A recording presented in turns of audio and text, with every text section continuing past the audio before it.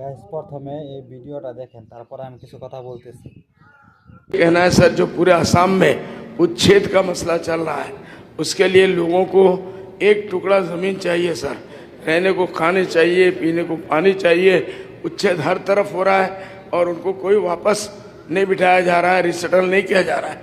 आपने वसुंधरा 2 में, 1 में, 3 में बताया, लेकिन माइनॉरिटी का शायद कोई 1-2 भूल से आ गया, माइनॉरिटी के लोगों को नहीं दिया जा रहा है। वाई जी सर, हमारे मुख्यमंत्री हमेशा कहते हैं सबका विकास, सबका विकास, सबका नाश।